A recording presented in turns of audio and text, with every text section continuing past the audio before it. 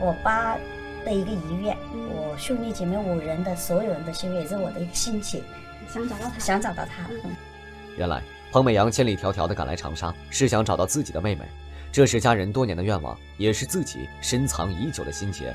彭美阳口中的妹妹究竟是谁？为何会与家人分离？如今的彭美阳又为何要迫切地寻找？我姐当时大概最大的姐姐大概是15、16岁，我妈死的时候。你妈死的时候是大概距你妹妹出生有多久？2个月嘛，不是？2个月。2个月嘛，她应该是7月9月15走的嘛。是因为什么病情走的？心脏病。我妹妹最后一个嘛，第6个。第6个。等于是说，在你妈妈去世之后，你爸爸一个人要抚养6个孩子。对，抚养6个孩子，这个还不说，主要是绵延大呀，他那么小。彭美阳一家原本有6个兄弟姐妹，他排行第5。1966年，最小的妹妹彭长圭出生，但是天有不测风云，妹妹出生仅2个月，母亲就突发心脏病去世，家里的重担便全部落在了父亲身上。因为兄弟姊妹众多，而妹妹又太过年幼，父亲根本无法照顾，只好在小女儿1岁多的时候将她送人。我只知道7月初7，因为我们班老师说她的7仙女。因为妹妹是农历7月初7出生，所以父亲总是亲昵地唤她7仙女。当妹妹被送人以后，父亲特别牵挂她，但由于他对养父做出了不再寻找的承诺，因此直到他去世也没有去寻找过。彭美阳不想父亲的遗憾在自己身上延续，便决定无论如何要找到妹妹彭长圭，一了家人多年夙愿。我当时在家里就回来就出来的时候我就想过，我说我真的没打什么东西哦，我说就是我搭了一块玉，我说是不是我要把这块玉给他？那我这块玉是刚买的，花了10万块钱。我说我老公会不会骂我？我说如果没的话，我就把这个镯子送给他。我家有4套房子，我还准备就把那套小一点的90几个平方的，我说如果真找到了，我就把那套房子给他。50年的天涯两端，50年的骨肉分离，彭美阳已经从一个小姑娘变成了公司老总，身家千万，成了远近闻名的女强人。可是由于出门匆忙，她还没来得及准备任何的见面礼，彭美阳到处搜寻着自己身上可以相送的昂贵首饰，还表示如果找到妹妹，会给她买房买车，倾其所有的对她好。那么彭长圭当年究竟是被送到了哪户人家？如今又身在何处？彭美阳还能找到自己的妹妹吗？妹妹被送出去的时候，彭美阳只有4岁多，她根本不记得当时的具体情况，只听说养父叫谢长生，养母姓刘，夫妻俩住在长沙的豫南街，一直没有生育孩子，这才领养了自己的妹妹。如果彭美阳所说的话属实，那么时隔这么多年，街道住房早已发生了翻天覆地的变化。此刻妹妹彭长圭又在哪里？父亲已经离世，还有谁知道妹妹的消息呢？你好，找妹妹找那个谢长生嘛。眼前这位态度和蔼的老人就是陶云飞，他年近90，精神矍铄。面对彭美阳的到来，老人感到有些意外。他的爸爸叫彭庆生，彭庆生呢是我们单位的职工，长是徐克市的职工。有的职工等的那个姓谢的时候都是一家的地方的。于谢长生的情况，老人并不是很了解，只知道他在湖南省第6工程有限公司上班，家庭条件优越。至于具体的家庭住址，老人也不太清楚。而且事发至今已经过去了几10年，当时公司里的一些知情人现在大多已不在人世。面对这样的局面，彭美阳只好赶去湖南第6工程公司。等于是说你也认识这个人？我要问他，不要问他是吧？因为他是他的妻子，他也是还没结过婚，他还没死了，跟我们那楼多好。这个人是他的继子。漫长的询问过后，杨大姐告诉我们，该公司确实有一个名叫谢长生的人，但已经去世很多年了。他膝下还有一个继子，叫做李荣新，也在这里上过班。凑巧的是，杨大姐刚好与李荣新认识，两人是楼上楼下的邻居。听完杨大姐的一番话，彭美阳顿时喜出望外。有姐姐吗？有姐姐，有姐姐。他现在应该他妈妈就跟他的住在。他讲的那个年龄，他差不多，他你年纪这个大概是67到68年的样子，他比我们小一点的嘛。他一个姐姐差不多。你哪一年的了？56年的。那就他姐姐应该是跟你一年。在杨大姐的印象中，李荣新好像有一个姐姐，大概是1966年生的。杨大姐话还没说完，彭美阳就已经露出了喜悦的神色。她的妹妹也是那一年出生，既然两人年纪相仿，那可能性就更大了。此时的杨大姐决定带彭美阳去找李荣新。那么，李荣新的姐姐真的是彭美阳苦苦寻觅的妹妹吗？你好，我们是那个电视台的，我们想过来找个人。听说他以前住在这个地方的。你们现在租的这个房子还是租的是吧？这个我们等于是还找一个是寻亲的过来，但是打听到他可能住在这儿。但是住在那边了，左右那边，那地了嘛，晓得？不到70平的房间里堆满了杂物，逼仄阴暗，空气里还弥漫着潮湿的味道。屋中的2位陌生男子告诉我们，李荣新将这间房子租给他们后，自己就搬去了高桥那边住。正当说话之际，巡情记者发现彭美阳早已走出了房间，站在寒风里不发一言。刚刚还高兴的他，到底怎么了？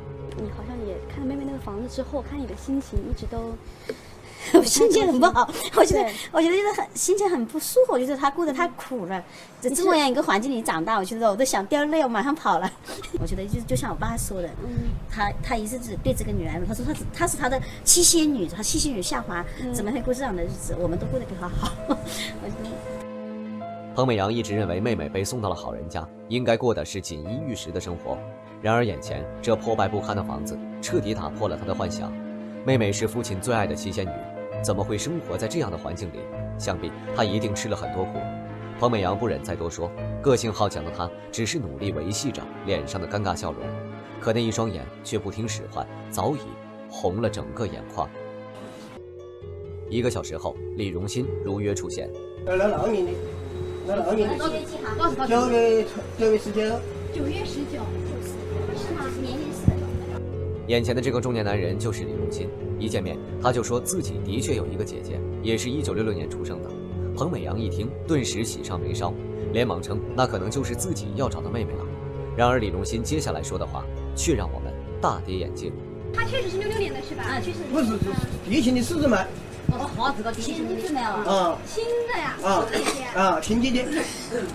反正就是你的姐姐是你确信是给你一个妈妈生的，对，不可能是，对，不可能是带过来的。对。李荣新告诉我们，这个姐姐与他是亲姐弟，为一母所生，根本不可能是彭美阳的妹妹。这究竟是怎么回事？你跟我的打电我没得我是什么是弟弟亲亲的。我是讲你那个你的爸爸他有女吗？马玉。没有，就只有你们4姐妹是吧？对，不是我们4姐妹是我爷爷那是从那边带过来的。原来李荣新有4个兄弟姐妹，从小一起长大。1980年的时候，他的母亲改嫁给谢长生，他们4兄妹便搬进了这位于黄土岭的老房子。李荣新也没有听继父说过领养女儿的事情。李荣新的一番话让彭美阳的寻亲之路显得迷雾重重。这50年的时间里，到底发生了什么？谢长生为何会再娶？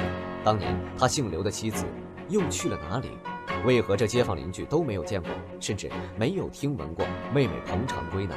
既然谢长生这边已经查不下去，彭美阳决定回到自己的老家，看看老家那边是否有人知道妹妹被送养的事情。我是大姐哦，你是大姐啊？大姐彭亮圭，就是2姐是吧？二姐彭阳秀哦。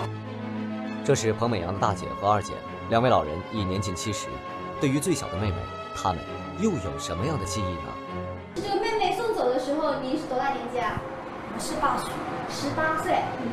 大姐回忆说，小妹妹彭长圭出生时，她刚好18岁，因此对妹妹的记忆非常清晰。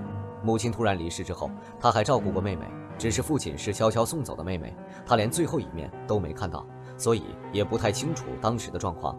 小朋友跟我。觉得对不起她是吧？但是对不起我，因为您也这么大年纪了，几10年不相见的那个姐妹，是啊，要想走的话有没有哥哥姐妹？古稀之年，老人纵然有儿孙绕膝，但是却与自己的妹妹骨肉分离几10年，他们已经没有多少时间去等待了。如果再不相见，只怕这一辈子都要活在愧疚和思念之中。正当彭美阳一筹莫展的时候，他突然接到李荣新打来的电话。他说找到了谢长生的妹妹谢玉珍。作为亲妹妹，谢玉珍或许知道哥哥领养女儿的事情。彭美阳立刻赶往谢玉珍的住所。您知道说这个哥哥确实有收养过的女孩，您知道这个事儿吗？一个小女孩。对，您她是大概是不到2岁，收养的是1岁多。那个喊幺妹子呢？喊什么名字啊？幺妹子哈。我晓得媳妇子，只晓得幺妹子。是什么时候领养的？您知道不？ 68年的时候，69年。67年、66年的时候吧，67年的时候应该是。 67年，68年。 67年、68年的时候。 67年，对。是那个时候呢。啊，那是确实见过小女孩是吧？嗯。那后面这个小女孩，她后面去哪儿了呢？还是说跟她一起生活呢？都一起生活了几年。生活几年后，这刘桂贤又跟他离个婚。当时他们俩离婚之后，这个幺妹子，你们说这个人，她跟了谁？是跟了这个谢长松，跟妈妈走的。然后这个妈妈叫刘桂香，对不对？那这个刘桂香，她现在就等于人还在吗？刘桂香可能死个了，已经去世了。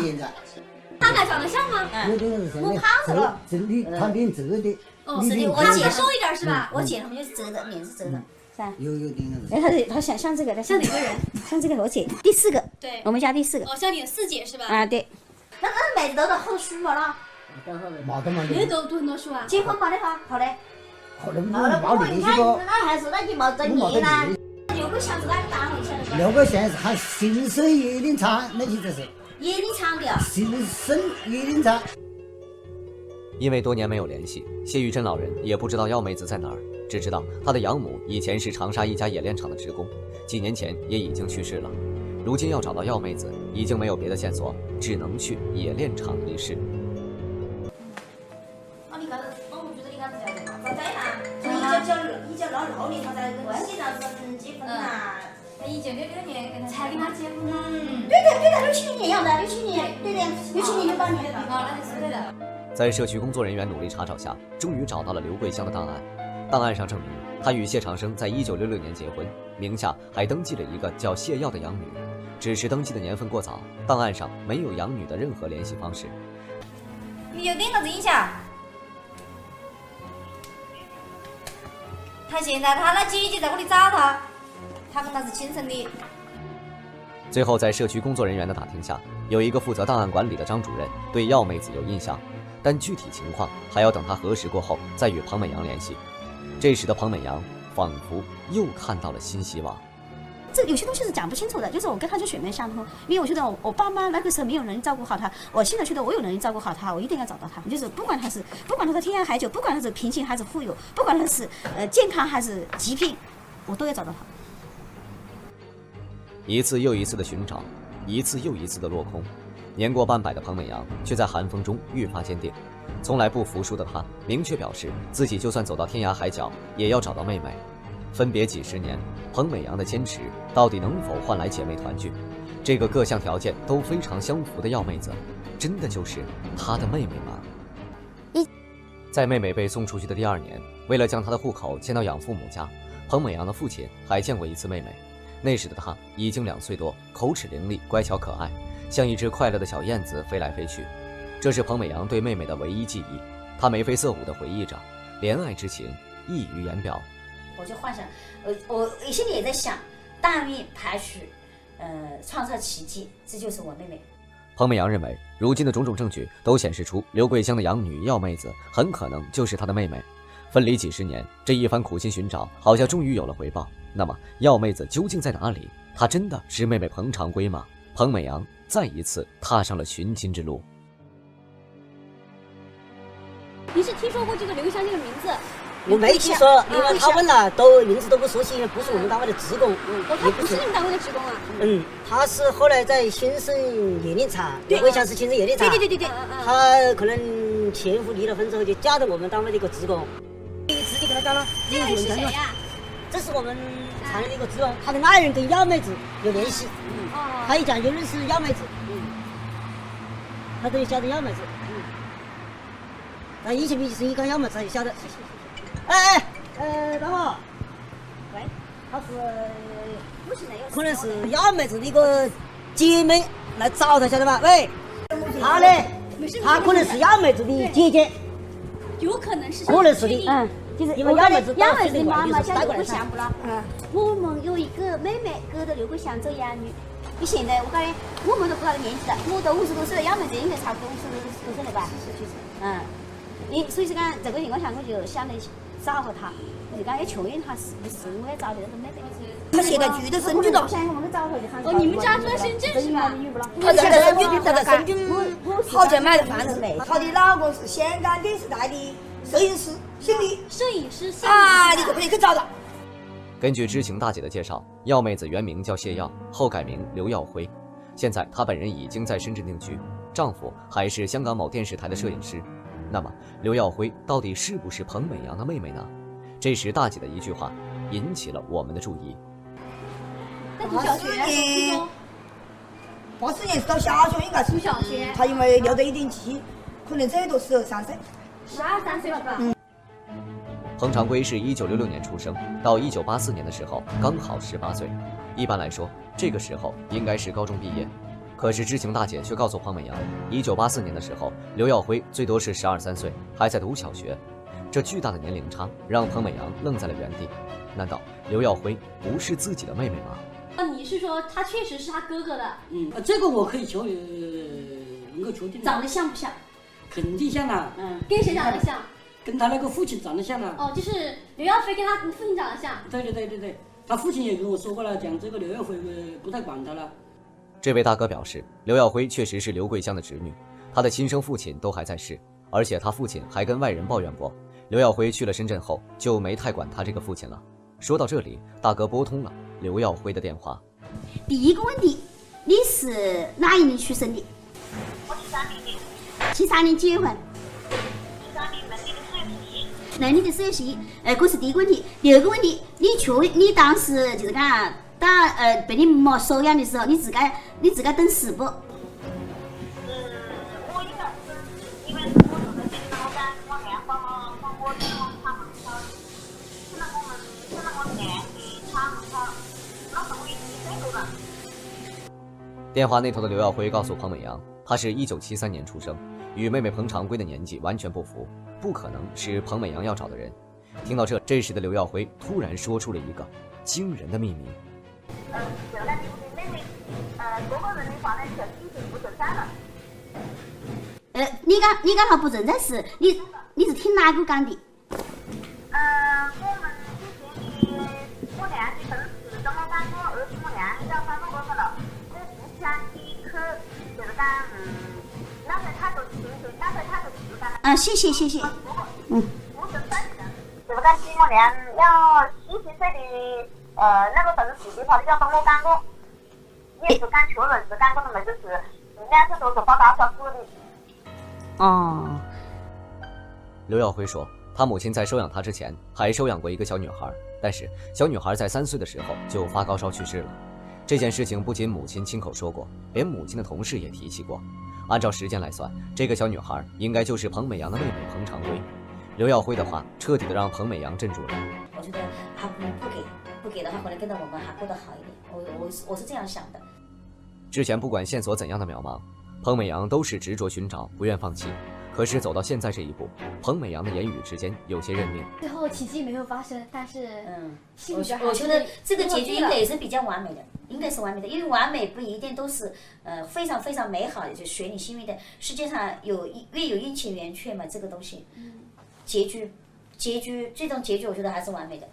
我虽然没找到我在世的妹妹，但是我知道她已经去跟我母亲团圆了。我只觉得这个结果应该也是非常完美的。我觉得我就昨天晚上睡得很香，真的睡得很香。我去了2头老一桩心愿。我也知道我妹妹给我爸爸妈妈去团圆了，我觉得这也不见得不是一件好事。虽然最后的结局没有创造奇迹，但在彭美阳的心里，这也是一件好事。母亲早故，父亲又抱憾离世。如果妹妹真的不在这世上，或许他们一家3口早已团圆。彭美阳如释重负地叹了口气。对于他来说，寻找妹妹不仅是出于姐妹亲情，也是一大家子人对他的期望嘱托。如今使命已完成，他决定要把这个消息告诉自己的父母。